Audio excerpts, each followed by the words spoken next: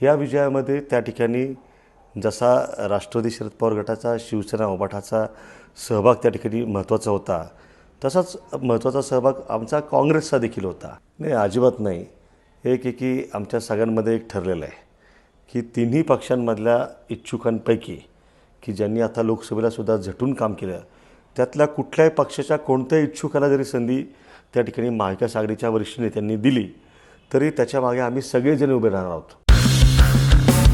कोणती जागा कोणाच्या पारड्यात पडणार, उमेदवारी मिळणार की पत्ता कट होणार, हायकमांडचा आदेश पाळणार की बंडाचं निशाण फडकावणार.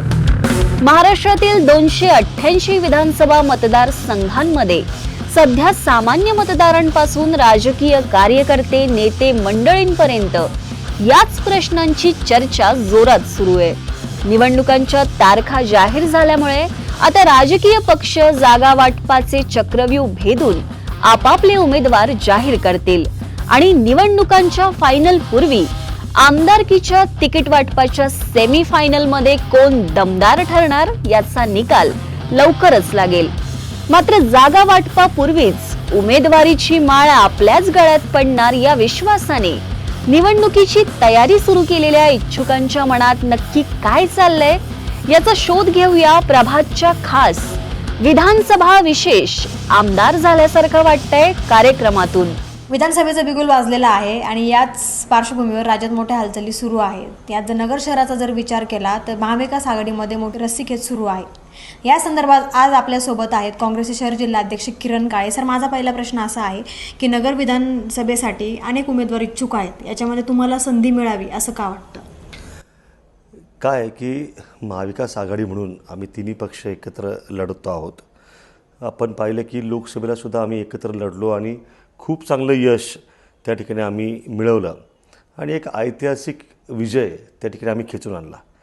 या विजयामध्ये त्या ठिकाणी जसा राष्ट्रवादी शरद पवार गटाचा शिवसेना उभाटाचा सहभाग त्या ठिकाणी महत्त्वाचा होता, तसाच महत्त्वाचा सहभाग आमचा काँग्रेसचा देखील होता.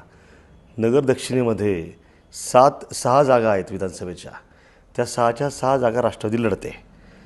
खासदारकीला दक्षिणेमध्ये खासदार राष्ट्रवादीचे आम्ही केले आणि उत्तरेमध्ये खासदार आम्ही शिवसेना उभाटा गटाचे केले.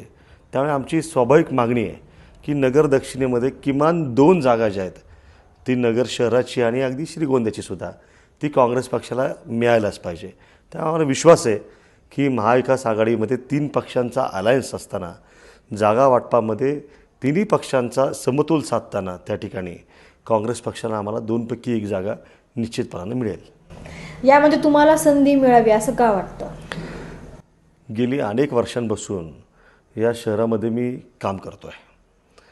इथे काम करत असताना इथे समाजातले दैनंदिन आयुष्यातले जे सर्वसामान्य माणसाचे प्रश्न आहेत, मग ते अगदी वैयक्तिक स्वरूपाचे असो किंवा सार्वजनिक स्वरूपाचे असो, त्यावरती सातत्यानं लोकांना मदत करण्याचं काम, सक्षम विरोधक म्हणून त्या ठिकाणी आवाज उठवण्याचं काम.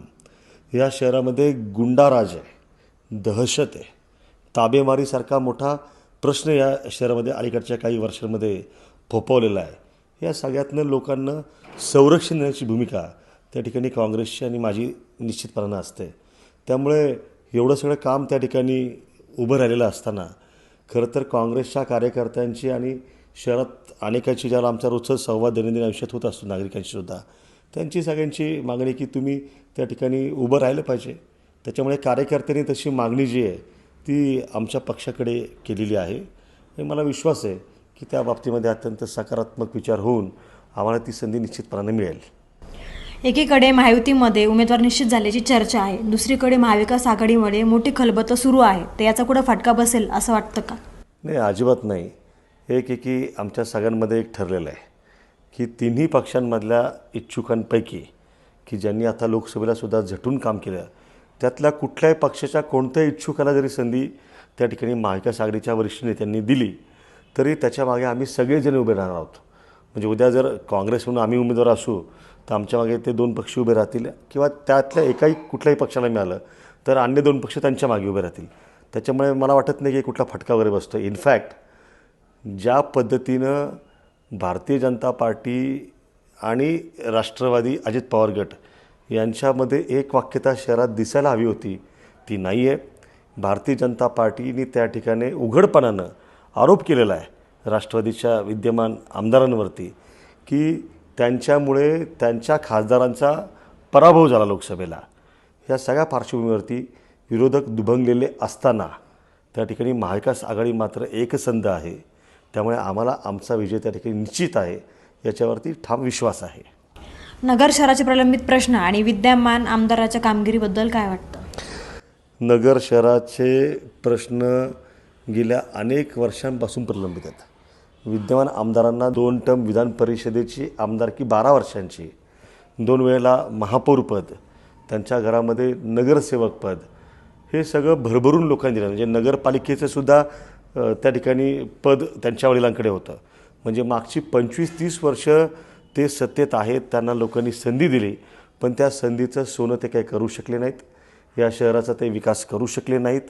त्याचबरोबर त्यांनी विकास केल्याचा दावा ते करतायत, विश्वास जुना आम्हीच पुन्हा, पण तो दावा जो आहे तो शहराच्या विकासाचा नसून त्यांच्या वैयक्तिक विकासाचा दावा तो त्या ठिकाणी आहे. त्याच्यामुळे हे प्रश्न मार्गी लावण्यासाठी विकासाचा अजेंडा घेऊन आणि शहराला ताबेमारी मुक्त करण्याचा अजेंडा घेऊन त्या ठिकाणी आम्ही लोकांच्या समोर जातो आहे. आम्हाला विश्वास आहे की लोकांच्या मनातलंच आम्ही बोलतो आहे, भूमिका घेतो आहे, त्यामुळे लोक आमच्यावर राहतील. नगर शहराच्या विकासाची कुठली ब्ल्यूप्रिंट आहे का? निश्चितपणानं याच्यावरती आम्ही अत्यंत सखोलरित्या काम केलेलं आहे. निवडणूक आचारसंहिता आता जाहीर झालेली आहे. थोडंसं थांबा, ज्यावेळेला फॉर्म भरला जाईल आणि पुढचा प्रचार प्रत्यक्ष सुरू होईल, ती लगीन घाई जी म्हणतो निवडणुकीची, ती ज्याला सुरू होईल त्याला विकासाच्या आमच्या विजनचे जे मुद्दे आहेत ते आम्ही नगरकरांसमोर विस्तृतपणे मांडू.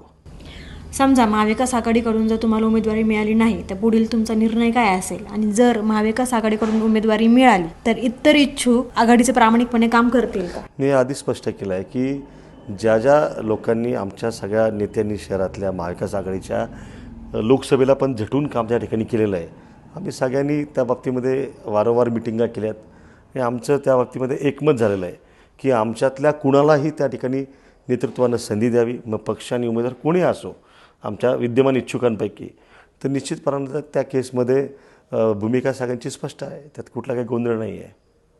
आणि समजा उमेदवारी नाही मिळाली तर पुढचा निर्णय काय असेल? तेच मी सांगतो की त्याबाबतीत कुठला गोंधळ नाही आहे, ना वैचारिक गोंधळ आहे ना एकत्र असण्याचा गोंधळ आहे. त्याच्यामुळे हा काही चिंतेचा विषय नाही. इनफॅक्ट चिंता किंवा काही असतील प्रश्न तर ते समोरच्या बाजूला मला फार दिसतात सत्ताधाऱ्यांमध्ये. ते मात्र त्या ठिकाणी घाबरलेल्या मनस्थितीमध्ये दिसत आहेत आणि त्यांच्याबरोबर त्यांचे जे काही सहकारी पक्ष आहेत, भारतीय जनता पार्टी असो किंवा शिंदेसेना असो, ते कुठेही दिसत नाहीत. त्याच्यामुळे मोठी नाराजी त्यांच्याबद्दल आहे. संधी मिळाली तर इच्छुक उमेदवार आघाडीच्या प्रामाणिकपणे काम करतील का? निश्चितपणे काही अडचण त्यात वाटत नाही.